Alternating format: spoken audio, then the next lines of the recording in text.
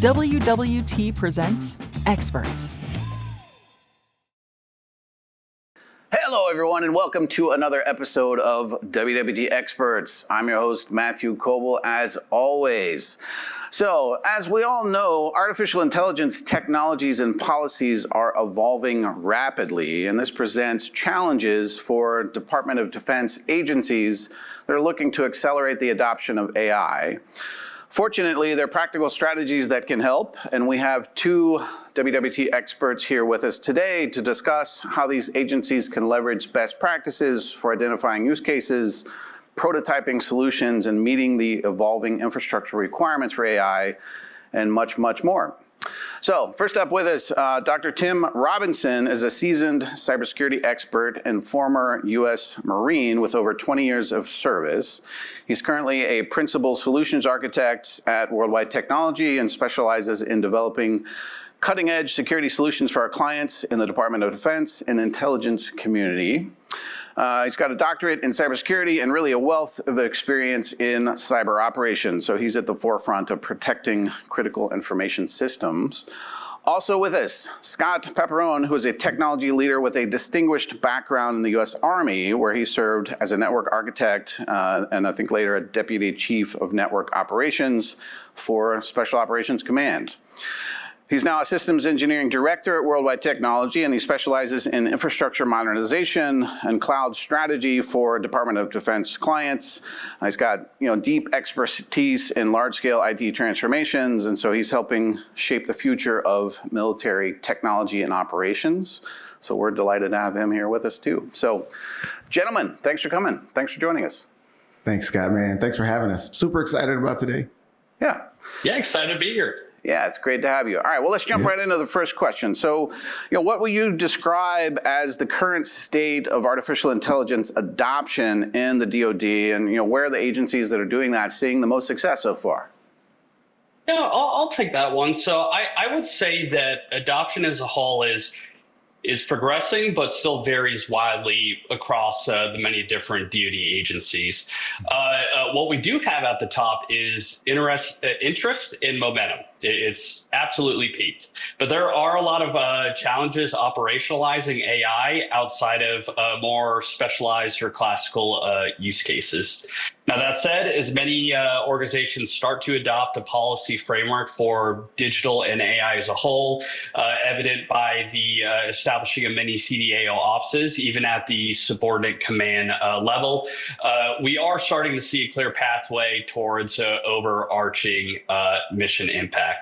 Now, outside of those classical use cases I mentioned, like modeling, simulation, and HPC type environments, I would say the most successful prototyping and use cases across the board include predictive maintenance, human resource management, cybersecurity threat detection, intelligence analysis, and really anything where you have a lot of data and a need for actionable insight.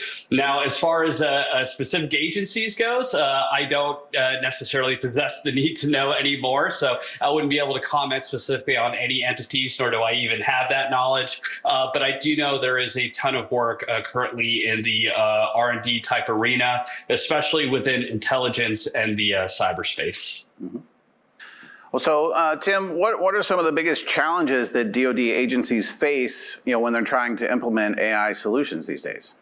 Thanks, Matt. I think one of the largest things that DoD has to face is understanding how to leverage that data, right? You have a lot of sensors, whether those are intelligence sensors, whether those are software-based, for example, with cybersecurity defense mechanisms. Those sensors, you're faced with understanding how to leverage that data in the right way. As you know, the DoD is faced with a lot of compliance, right? There are specific things that you can and cannot do with data. Now, when it comes to leveraging AI and implementing AI solutions, you need to understand how you're going to leverage that data. That data has to be structured in a manner that analysts can be able to write AI models to where it makes sense. From that point, you need to understand how to make your architecture such that it can actually facilitate leveraging those data. So I will start with saying, hey, biggest impact is understanding how to grab that data, leverage that data. Number two, being able to expand with a confined budget, your AI, well, your architecture in general to support those AI initiatives. Mm-hmm. Tim, I would say some things I notice in my work supporting the DoD is the other issue we're facing is just how rapidly fast the industry is moving, especially when it comes to how fast hardware is developing. And traditionally, where things aren't really procured as fast as the commercial environment, what you may seek to buy today, you get in a year, and by then we're already 2 iterations past on the hardware stage. And so there's that fear of, well, what if we overbuy or underbuy, or what if we buy what we thought was the right thing today and is the wrong thing tomorrow? Mm-hmm. Well, Scott, as I think about that, I think that agencies also have to be thoughtful about the criteria they're using to select, the most important salient use cases that they can pursue with AI. So, how are you counseling clients to think about the right criteria that then probably drive some of those business decisions about what to buy? My ethos that I like to follow when I have this conversation with customers is not to follow the shopping mall methodology where if you build it, they will come, right? Let's overbuy everything possible. The use cases will get defined later, and maybe in a year we'll have an actual mission, an impactful mission use case. Instead, we should think small. We should focus on low cost, open source type prototype environments. And then as we refine our use cases and get towards more of an overarching mission type use case, that is when we can look at procurement of large scale systems that are appropriately sized and appropriately built and appropriately scalable to handle future expansion. Mm-hmm. Well, Tim, I want to come to you with this one. I'm curious if you're seeing some common pitfalls that agencies are encountering when they're working to scale AI. So they're making these infrastructure investments and software, hardware, everything in between. What are some of the challenges and pitfalls you're seeing?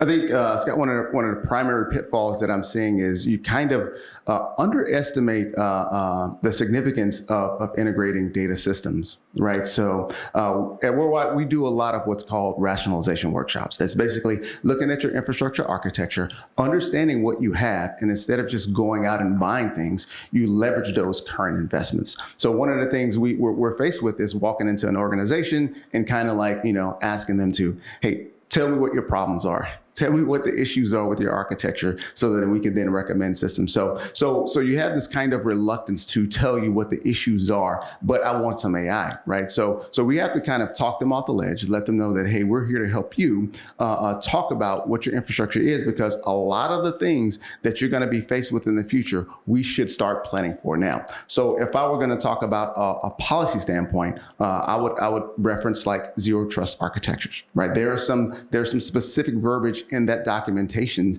that lends itself well to help organizations understand what they need to start planning for first.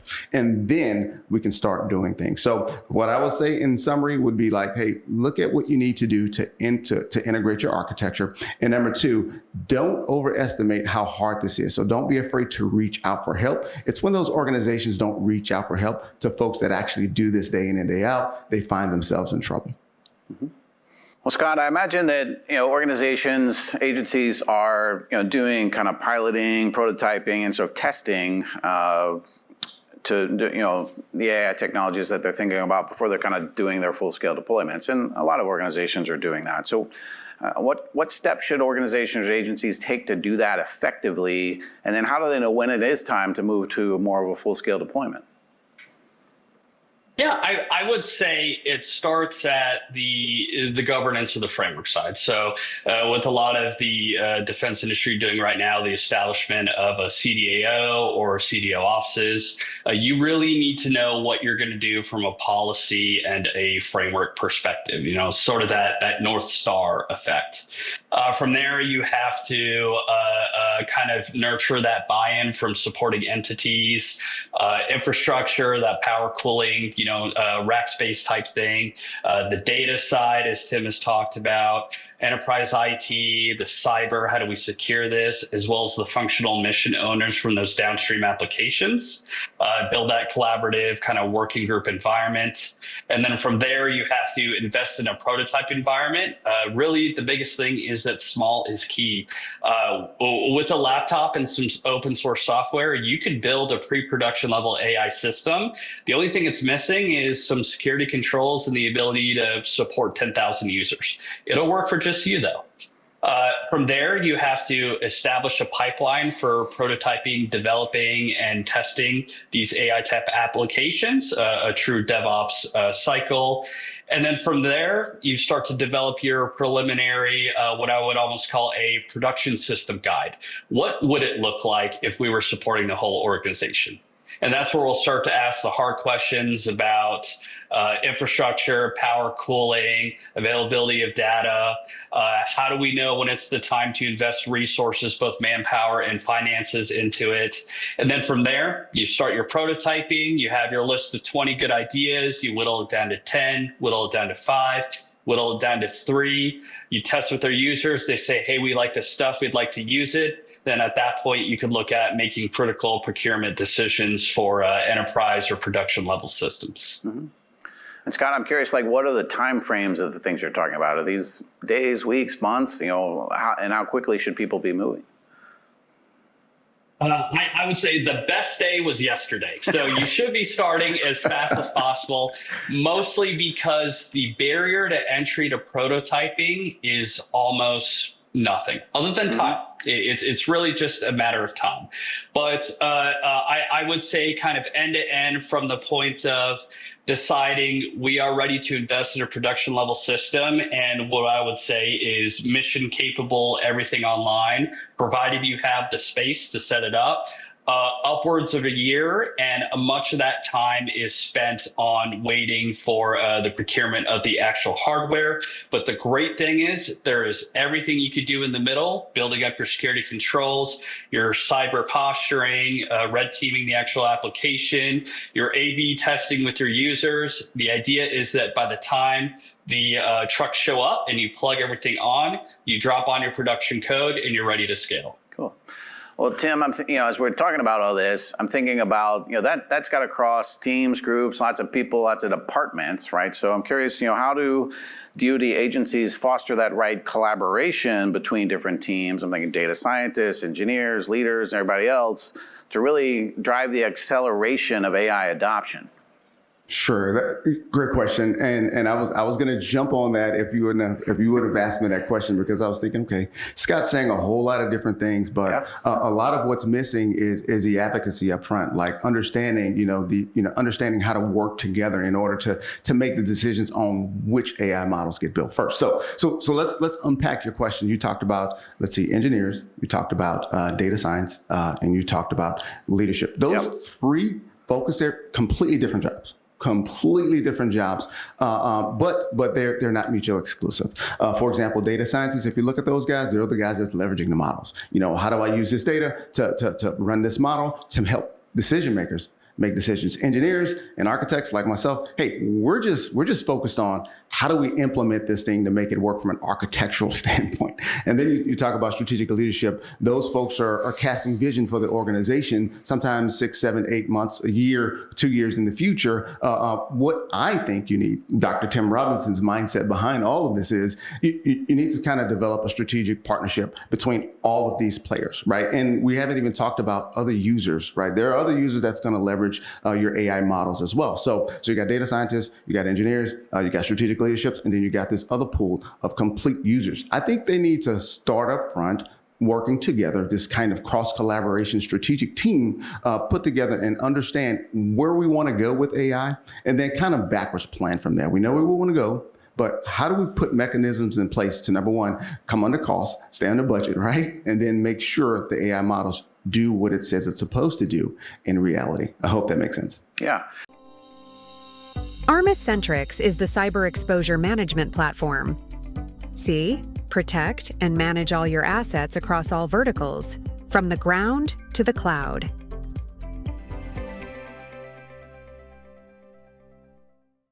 All right, well, Tim, that's interesting. I'm also curious whether you're seeing agencies collaborate together across agencies, because AI technologies are moving so quickly and going so fast that I would think that there's value in finding patterns and sharing with them with others across those agency boundaries. Is that happening?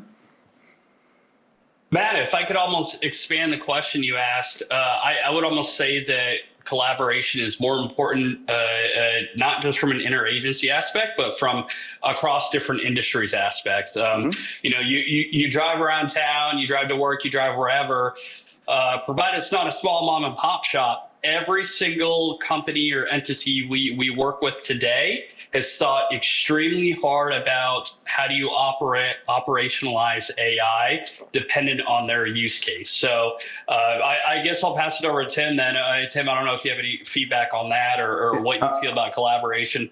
Yeah, I think that there is, as we build these models, they can be very expensive, very cumbersome, right? So I think our agencies should look to collaborate. In other words, if I have this huge AI platform, you can bring your models to me. I can loan you some power, space, and cooling and some compute to be able to do some things. I think that's a great question, man. I think we absolutely should do that. But I also want to caution. Security guys, we're always cautioning about things.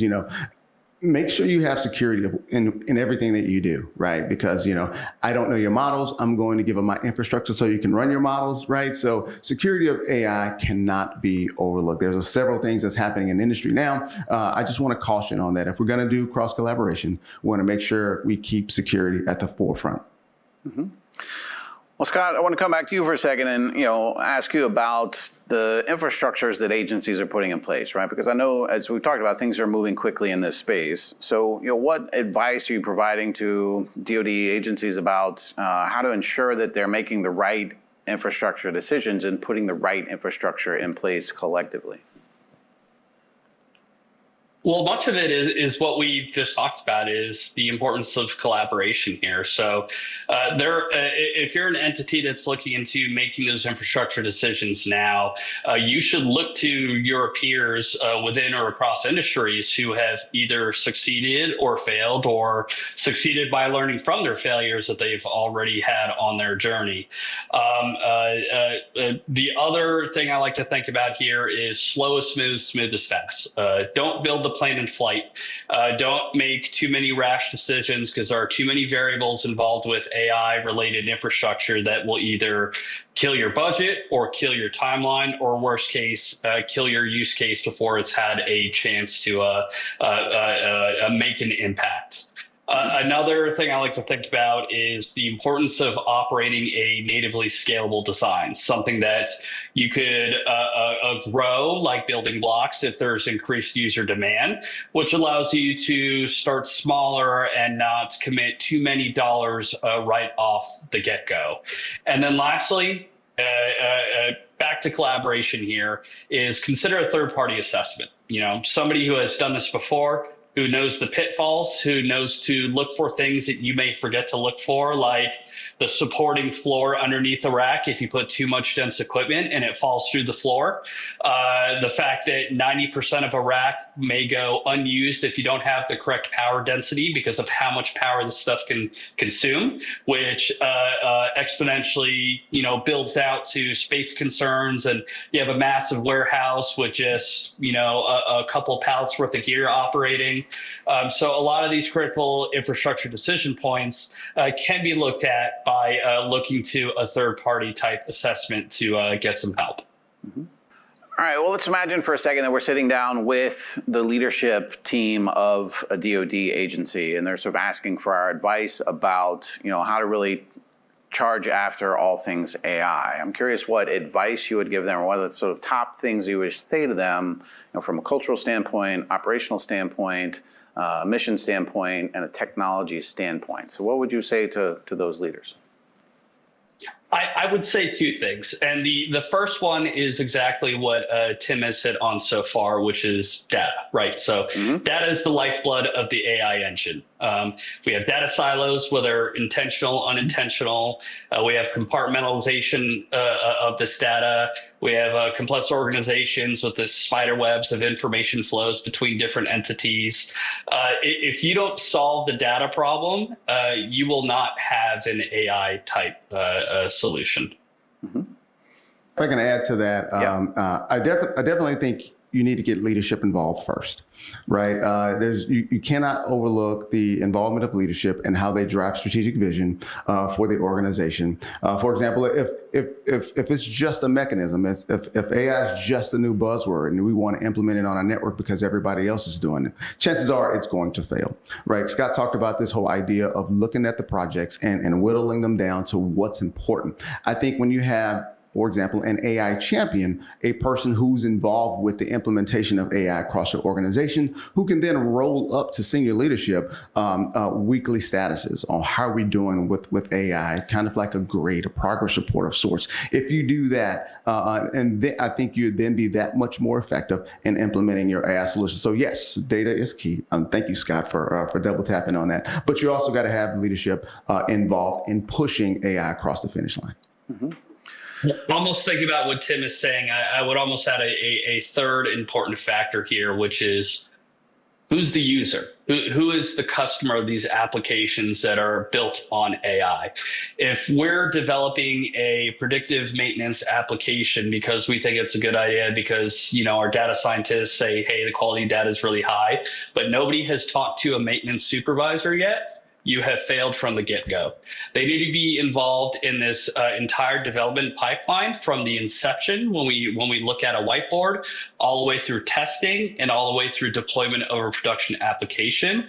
If they don't love it, it doesn't matter how good we engineers and scientists think it is, it's never gonna be used. Yeah. All right, last question for both of you, and Tim, we'll start with you. I'm curious, you know, if you think about the next year, 2 years, 5 years, what emerging AI trends or technologies do you see out there that you're excited about that's really going to impact favorably, you know, Department of Defense agencies and kind of how they're moving forward with AI?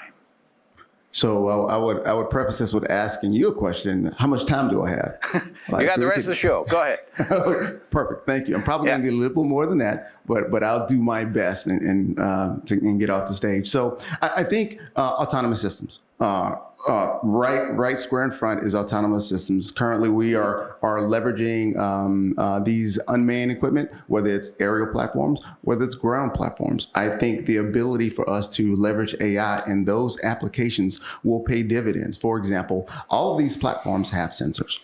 These sensors gather that telemetry, pushes it back to folks like me in the rear to make decisions based on that data. I think AI can do a much quicker job at determining outcomes based on that data, and then putting it into the hands of those folks who need it to make decisions. For example, if I'm running a convoy for deployed, and we'll just call it a combat or tactical environment. If I'm running a convoy and I have predetermined routes on that convoy, what happens if one of those routes go away? I'm not gonna whip out my keyboard and pull up Dijkstra's algorithm to figure out which path I should open first or which road I should go down first. If I had AI on board, understanding where I am from a GPS standpoint and what's available to me from a route standpoint, it's more equipped to make those. I'll be more equipped to be able to handle those decisions because AI is right there making those determinations for me. I can focus on getting the vehicle out of harm's way and getting the payload where the payload needs to be. So if I had to summarize, I know that was long, I told you it's going to take some time. I can leverage AI to help me make decisions on the battlefield and that's whether I'm driving the vehicle or whether we have an unmanned vehicle that's moving about the battle space. Mm-hmm. Hey, Scott, how about you? Well, Tim and I have the exact same perspective, including myself coming from a field work for the Army. So I will capture it from an engineer's perspective with this one. And that's that it's not so much how fast we can get it to run and how big of an environment in a data center.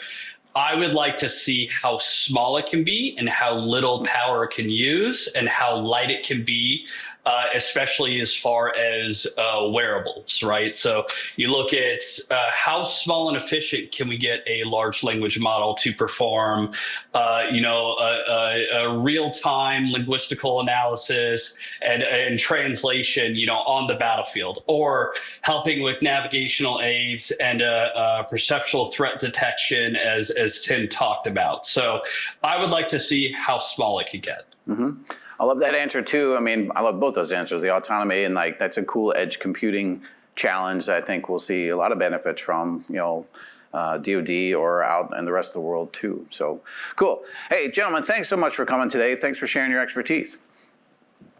Absolutely. Thanks for having us. Yeah. Thanks for having us. Thanks. Yeah, you're welcome. And thank you for joining us as well. This is one of a series of shows that we have on the Department of Defense and how DoD is using different technologies to achieve their mission objectives. So if you enjoyed this one, check those others out. And we've got that and much, much more out on WWT.com. New episodes coming out all the time, a great back catalog that you can watch on demand at your leisure. We'd love to hear your feedback, so take the survey if you get it, or just drop us an email and let us know how we did.